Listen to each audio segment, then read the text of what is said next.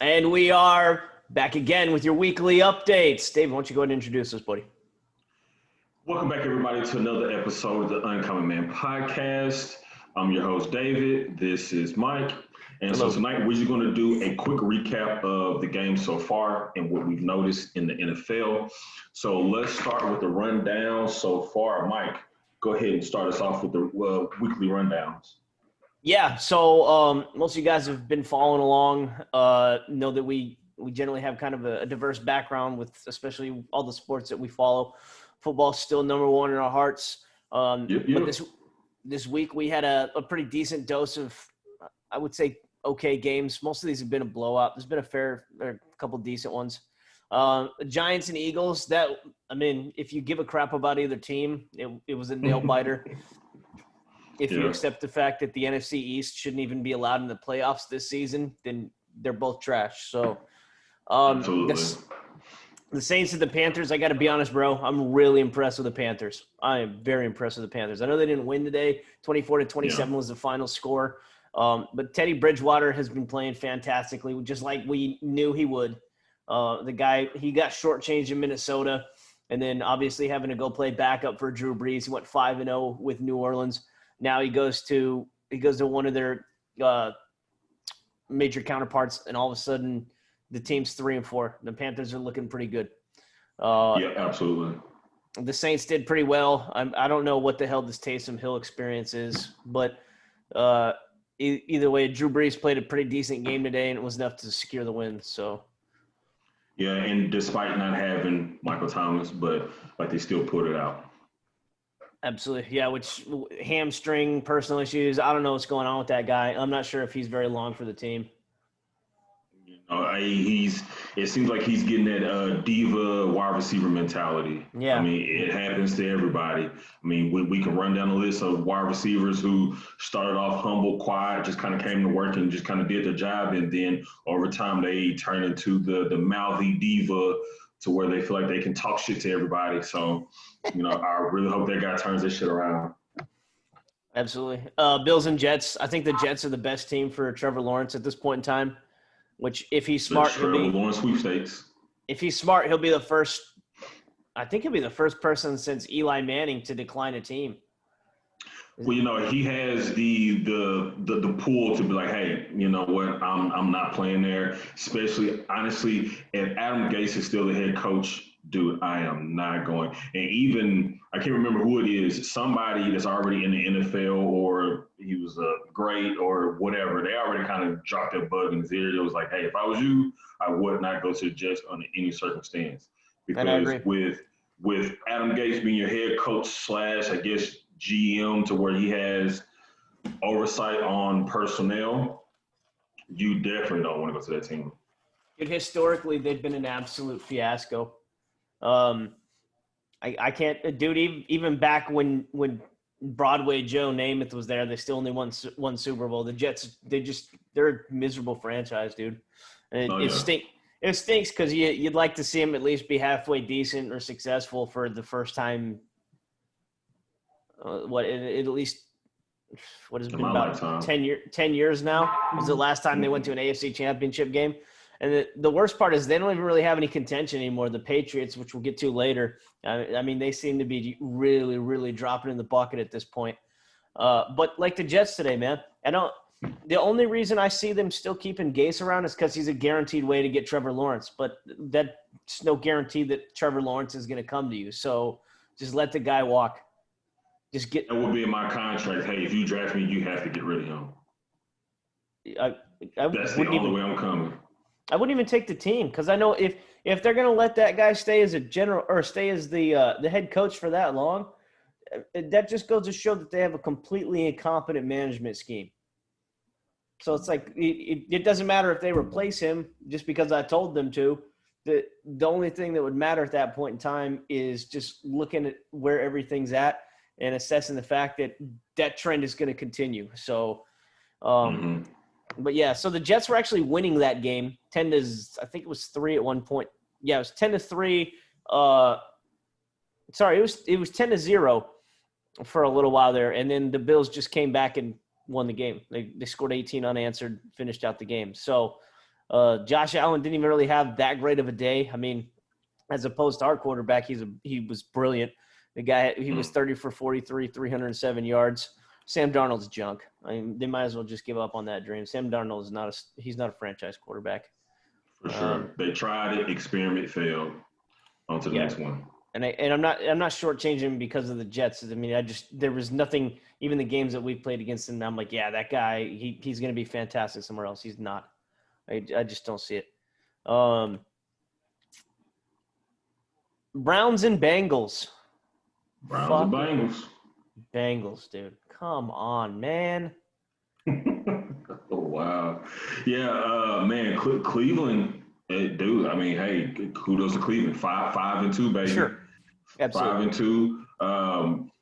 Old Baker Mayfield, he's playing pretty good. I mean, dude had 5 TDs and 1 interception today. I mean, so kudos to that guy. I mean, right. Kareem Hunt playing good ball. I mean, hey, yeah. I mean, honestly, man, the Bengals, there's still some ways from getting to where they need to be. But I mean, shit, Joe Burrow had 406 and 3 TDs and 1 interception. I mean, shit, you know, give that guy a round of applause. They've got a team. I just don't understand why they can't put it together, dude. It blows my mind. I don't understand. It's kind of like the 8th wonder of the world. It's like how the hell do you have all the talent in the world and you can't put it together? I mean, the Bengals aren't a bad organization. Yeah, do they have their quirks? Of course they do. Every team does. But when I look at this next team's a shit show, and I understand exactly why they suck. There's no question about it. Whereas with the Bengals, it's like, man, dude, that's an organization that really seems to be on the uptick, and they just still can't seem to pull a win out. Is it the coach at this point? Is it still just the atmosphere of the franchise, dude? Dude, I mean, it could be a little bit of both. I mean, it could be, because, Zach Taylor, I mean, he is a, first-year head coach. The organization, I mean, let's face it, for the past couple of years, I mean, for a while now, it's been an absolute shit show up there. But, I mean, if you're a Bengals fan, you should be happy with the way your quarterback is playing. The guy threw for 400-something yards today. I mean, so, again, pat yourself on the back. Everything is on the uprising. Everything's on the uptick for you guys. So, again, don't get your head down because it could be a lot worse. I mean, you could be a Broncos fan right now and look at the way that we're playing. So, yeah, well, and there's even worse than Broncos. 30-something points. Right, and the other thing that's nice about Burrow is the fact that the 34 points wasn't junk time points. The 400 yards wasn't junk time yards. The team was competitive all the way through, and the fourth quarter was a shootout. The Browns just scored 20 in the fourth, and the Bengals had only scored 14, which ended up being the final nail in the coffin for them. So, I mean, that's a team with a lot of promise. They can't seem to really catch a break at this point in time. But, so I believe in the Bengals. I like that the Browns win. Congratulations to them. It seems like the Browns are finally have a shot at a playoff contention this year, which is going to be cool. I hope so, too. So we'll go on to probably, in my opinion, the third worst team in the NFL right now with literally the worst fan base possible. You want to take a guess who that is? Who, Atlanta? No. Oh, Dallas. Oh, fucking Cowboys. What a bunch of trash buckets, dude. Man. So I hope right now Dallas is – dude, I hope right now Dallas is at the bottom of the division. So they lost to the Washington Redskins today. But with no Dak and I don't even know if you can say with Andy Dalton, I mean, that guy was absolute shit show. Yeah, he was trash, which we knew he was going to be. And then, I mean, he made it at least in the second half. So there's no excuse for 9 for 19, 75 yards when you sit here and you look at the rest of this roster. It literally from the defense all the way to the offense. That fat meatball eating clown from Green Bay is exactly what we expected he would be. Although I didn't expect him to be this bad, dude. This guy stinks. So now that we're on the topic of the fat cheese ball guy, so earlier this week, reports came out that a lot of players on the Dallas Cowboys said that the coaching staff is pretty bad, and they openly called out the coaching staff. So how do you think that bodes for the Dallas Cowboys when the players are openly criticizing the whole entire coaching staff. I feel no remorse for him, dude. You guys get what you fucking deserve. How about that? You stupid fuck fans who keep lining the pockets of this old white racist cunt. You guys keep fucking every single day spoon feeding him money so that way he can sit there and throw it back in your dumbass faces while he's drafting out of a multi-$500 million yacht on the ocean during the middle of a pandemic and having these broads come up and basically feed him grapes like he's some Charlemagne the God. Like, get the fuck out of here, you stupid assholes. Get what you fucking deserve. White chicks. Jesus, dude. Fuck that guy. Fuck that team. You guys get what you deserve. Quit putting money in Jerry Jones' pockets and enabling him to pretend that he has a fucking clue about football. He's no more qualified to be a GM than you and I are. Hey, I'll take a job. On that note, let's go. Congratulations. Well, no, I want to give a congratulations, though, to the Washington football team. Ron Rivera supposedly finished up his last chemo treatment today or this week. So, nice. Congrats on the victory, gentlemen. Hopefully, Ron Rivera, you're going to push through, buddy. I'm excited for you. Glad that, by the sounds of it, all the treatments went through for you pretty well. Good. All right, buddy. So let's on to the Packers and Texans. Now, I did not watch this game. Mike, I believe you watched it or you followed the game. How was this one? No, so I kept tabs on it.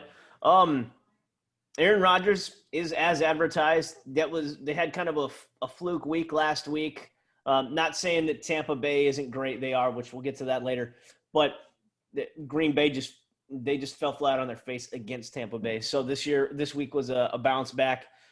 Jamal Williams, of course, as the one every fucking week that I have this guy on my fantasy roster, when I start him, he gets 4 points. When I sit him, he has a 19-point day.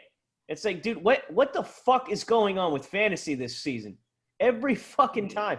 And Marquez Valdez-Scantling, you suck. You suck. You have nobody else to contend with on this team. Nobody whatsoever. Lazard is on injured reserve.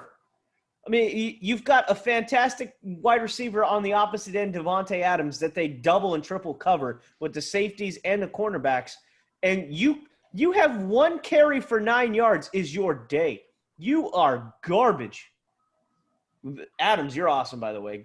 Keep up the great work, buddy. I'm just glad I didn't play against you in fantasy this week. Not that it's going to matter. But what about the Texans? What's your thought on the Texans? Watson is doing the best he can with the very tough situation. Yeah. I mean, that's about all he can do. I mean, he can go out there, he can, play his heart out. Again, he is the face of the franchise. He is the face of the team. So, of course, he has to show up for work every day, ready to go, even though he knows I have no shot in hell of winning this game. But he goes out there and, damn it, he tries. 29 of 39 for 309 yards and 2 touchdowns. If you were to look at this for literally 3/4 of the games we've already gone across, that's a win. 29 for 39, 309 yards, 2 touchdowns. That's precision right there. That's lethal numbers. This team is that bad, dude. And the worst part is there's no real future in sight. Like there's no 2021 for them. Or like, hey man, maybe we can bounce back with the draft. They got nothing. Bill O'Brien bankrupted that team before he got bounced. Yeah, it's going to take. So Deshaun Watson signed a 6-year extension. He's going to waste. Yeah, he's going to waste the next 3 years just on a rebuild alone. Right. Because again, just like you said, Mike, they have no draft picks this upcoming year. Okay, so that's another year gone. And then after that, then that's kind of when you start your rebuild phase. So again, he's going to waste 3 of that 6 right off the bat just on a rebuild. Yeah, it's I hate it for him. I absolutely hate it for him because he is such a good quarterback. But shit, blame Billy O'Stooge for that one. Yeah, and it's kind of a tough one for him because it's like, so I've gone on the record before to say I think he's a better quarterback than Pat Mahomes. I just think Pat Mahomes is put in a position to win. But when you look at the sheer dynamicism of what Deshaun Watson can do as opposed to Pat Mahomes, There's a pretty decent sized gap there.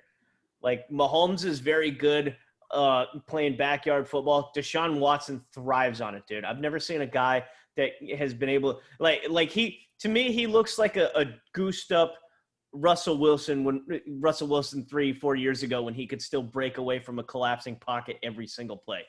So, and the problem with it is Deshaun Watson's going to end up getting wasted. His golden years are going to end up getting wasted just the same as Russell Wilson's were due to an ineptitude at coaching.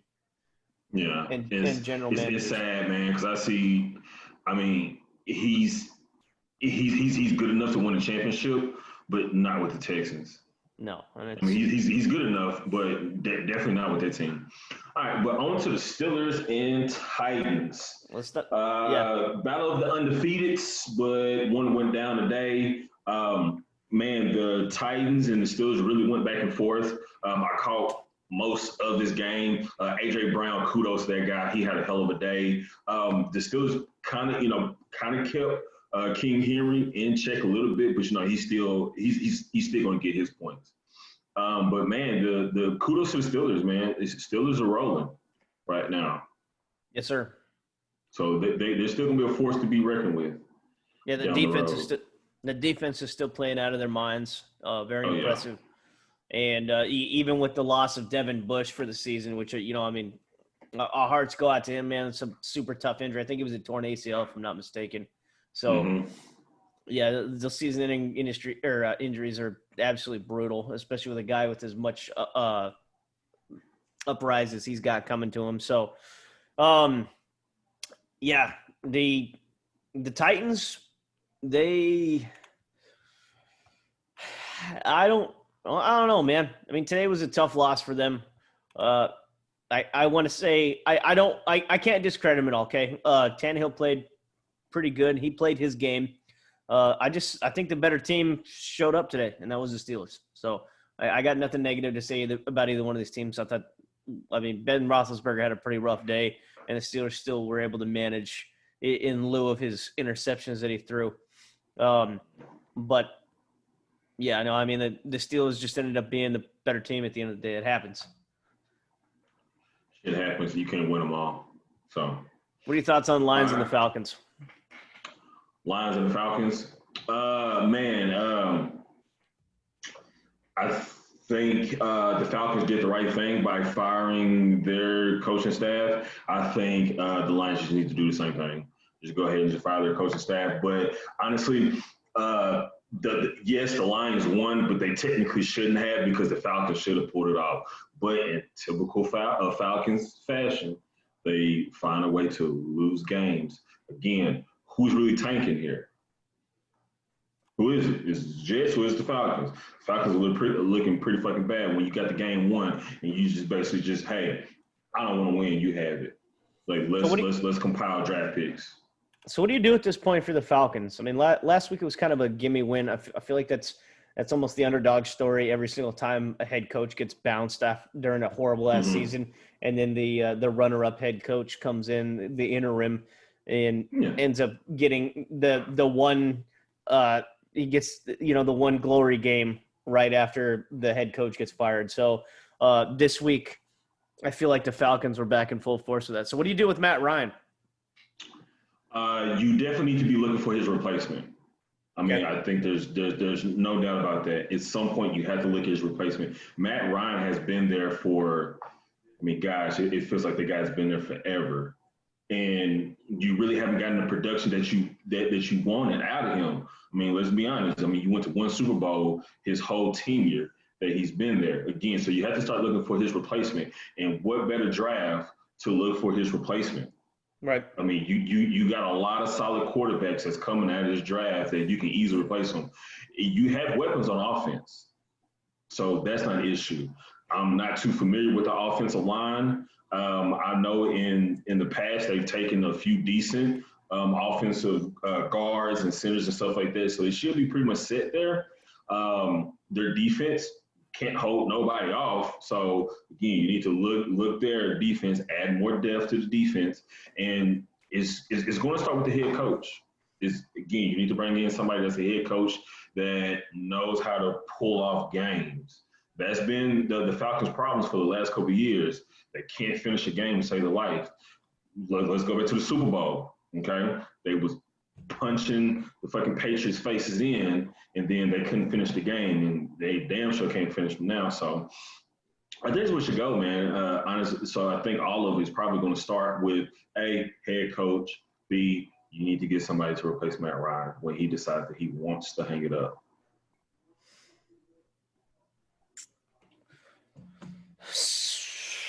Yeah, I would say that seems to be the trademark at this point.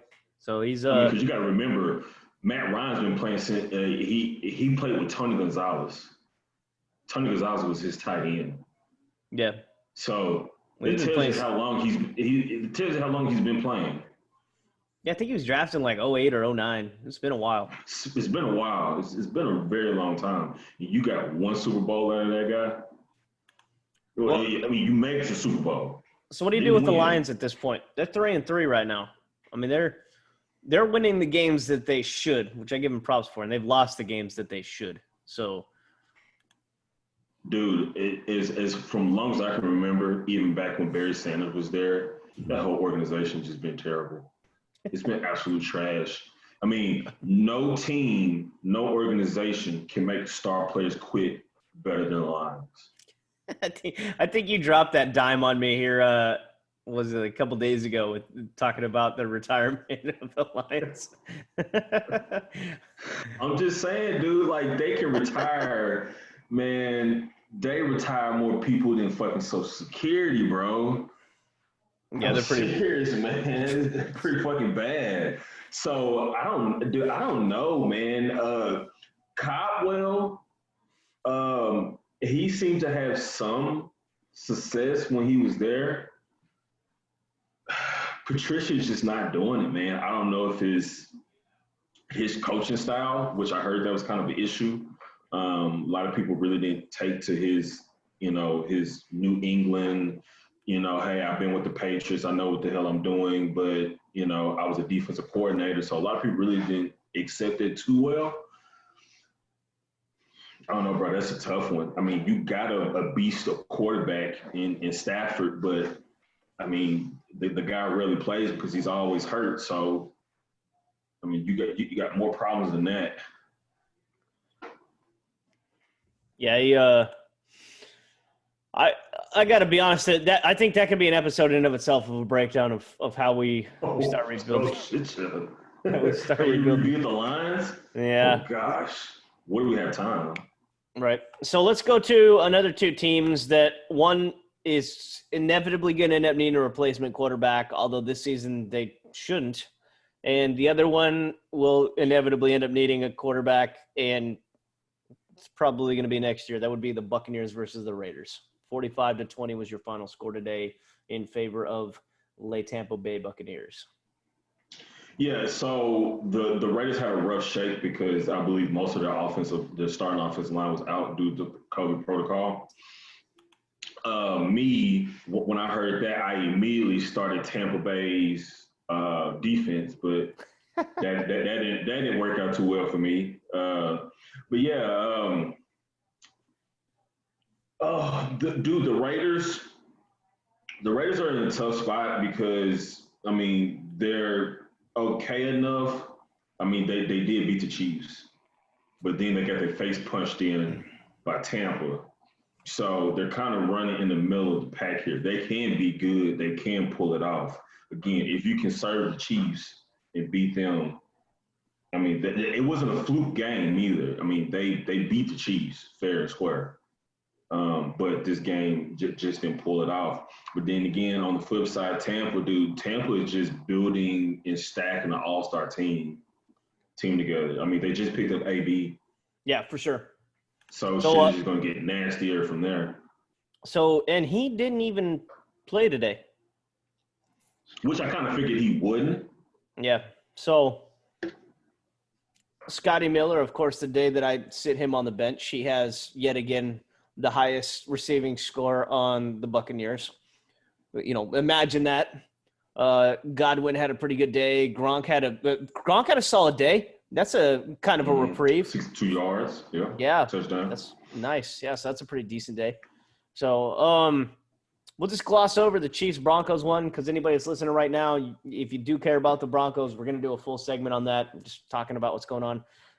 The Chiefs waylaid them 43-16.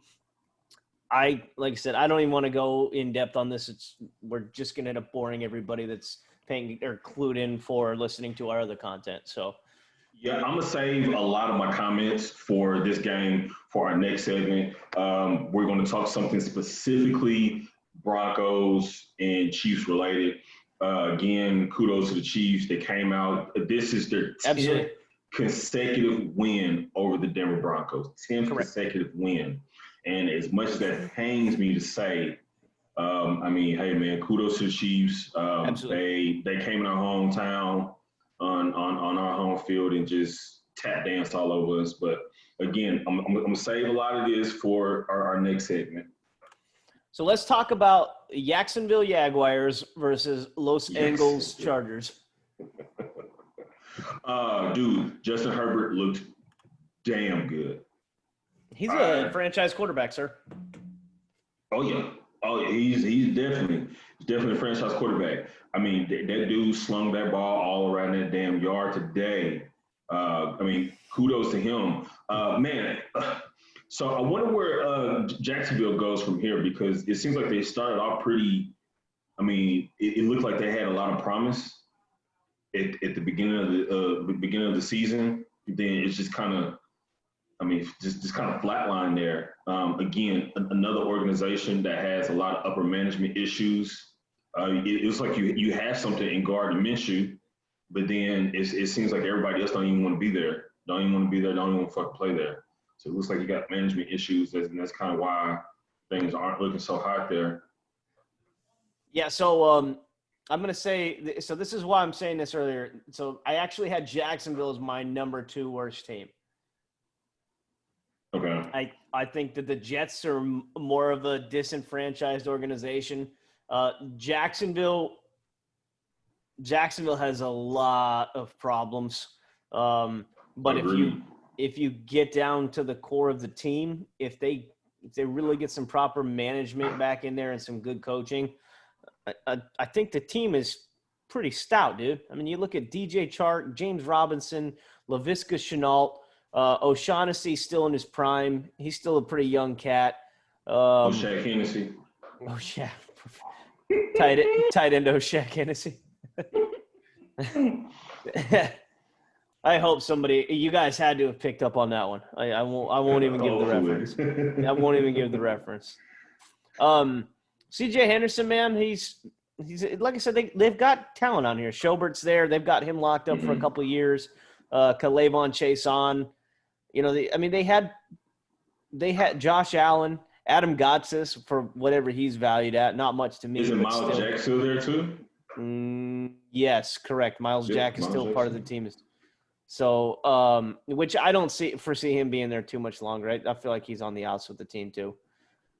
Here's the deal. I like Miles Jack more than I did Yannick Ngakoue, and apparently the Vikings did too. Not that that's really worth anything either, but the Vikings, Yannick Ngakoue trade to Baltimore just shows that guy was a head case. Miles Jack he's never come across as any type of problematic in the locker room. So anybody that gets him, I'm going to guess is going to get kind of a gem. Yeah, hopefully the Broncos. We could use him. If there's any position of need right now, it's him. So what we were talking about off air earlier, remind me in the next segment. We'll talk about that for trades. Sounds good, bro. 49ers at Pats. Yeah. So old Cam Newton got benched for Jarrett Stidham. I mean, Ouch. Really, how bad was that? I mean, how bad was that old Cam Newton got set for Stidham, and Stidham didn't do shit either. So at least Cam Newton had 3, and he had 3 interceptions. Stidham had 1, so pretty much their quarterbacks are just throwing the ball to the other team. They ain't even throwing the ball to the receivers. So I think we can confidently say at this point in time that it was Tom Brady this entire time and not Bill Belichick, right? I think it's pretty safe to say that, yeah. Yeah, I think we can say that to a certain degree. Again, you still got to remember the Patriots is still missing a lot of people, but then also Tom Brady went to a super team. Tom Brady is the LeBron James of the NFL right now. I mean, he went to a team and he started dragging people along with him. So I don't know, dude. I'd say more Michael Jordan-esque because, I mean, Brady played his entire career one spot. And then he went to one other team. LeBron James, that guy ring chases. So I'm not even a basketball fan. I know that I can't keep up with what team he's on from year to year. So next year one year he's in a Cavaliers jersey. Next year he's sucking off Dwayne Wade down in the South. And then the year after that he's, I don't know, fucking in Michigan and playing for the Pistons or some shit. And then now he's in a Lakers jersey. I'm like, dude, what is this guy doing?